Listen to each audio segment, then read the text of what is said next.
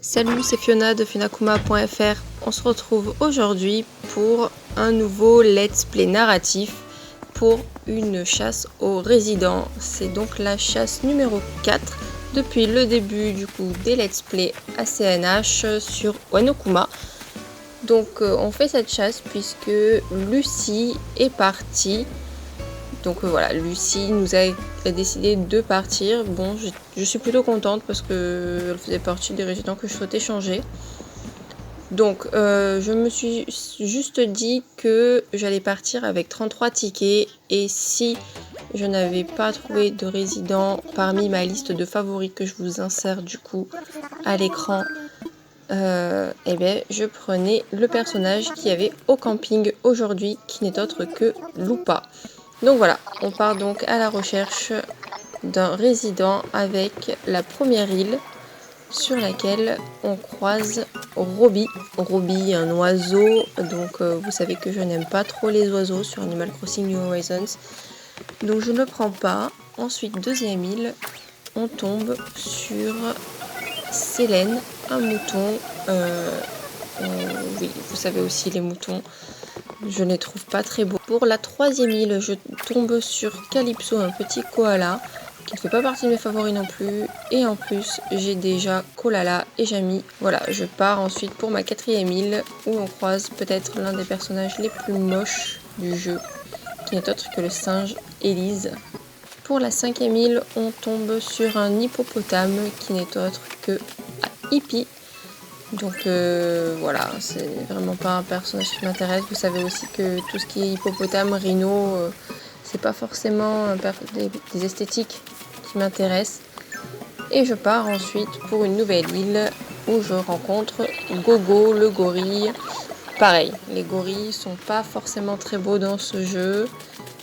Je continue ensuite avec un nouvel hippopotame qui n'est autre que Polito. Je pars ensuite pour une nouvelle île où je rencontre Faustine, qui est une autruche faite en sorte qu'elle ressemble à un phénix. Alors, elle fait partie quand même des personnages que j'aime bien, mais je ne la prends pas.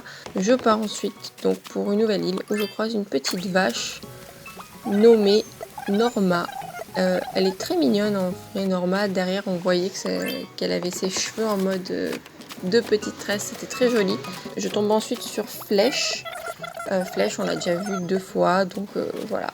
Flèche, non merci.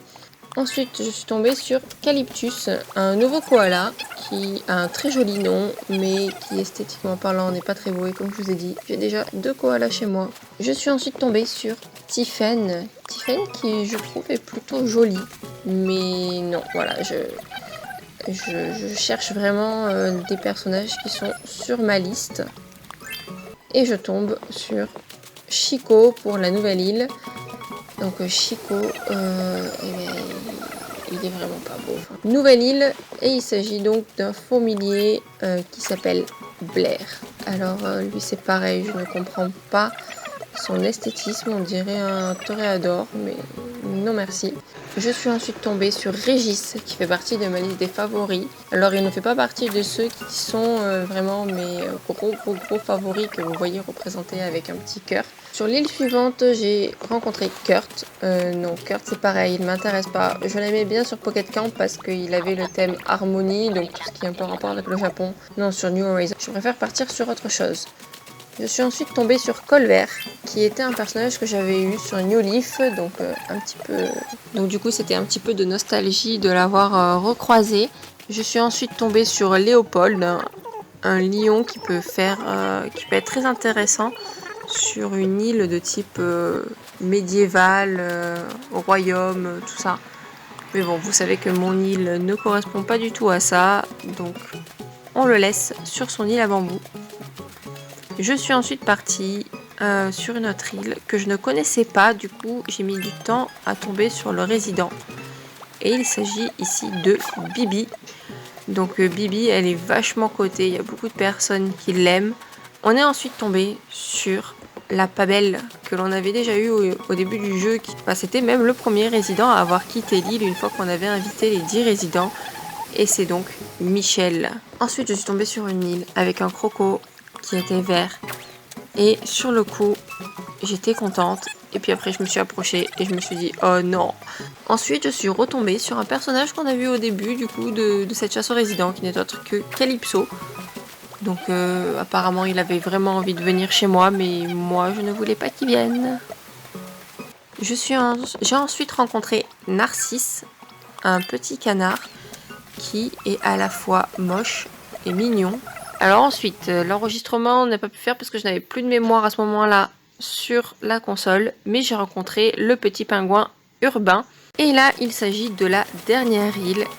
Et quand j'ai vu le personnage, j'étais vraiment très contente de tomber dessus, puisqu'il s'agit de Drago.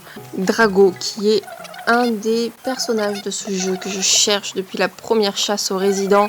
Je ne sais pas si vous vous souvenez, j'avais mis une tenue asiatique exprès dans l'espoir de l'attirer du coup pour notre île. Donc du coup, voilà, je l'ai invité à venir sur Wano Kuma. Bon, forcément, le jeu est programmé pour qu'il accepte. Ensuite, je suis partie vérifier que son nom était bien inscrit sur la parcelle, qu'il y avait bien marqué vendu pour Drago. Et en effet, c'est bien inscrit. Du coup, Drago vient à Wano Kuma. Et pour changer des conclusions habituelles, je vous insère l'arrivée dans la maison du coup de Drago. Bon, un jour de pluie, donc l'extérieur de sa maison, qui n'est pas forcément très belle, je trouve. Et l'intérieur avec les cartons. Je vous dis donc à la prochaine pour un let's play sur Animal Crossing New Horizons. Ciao!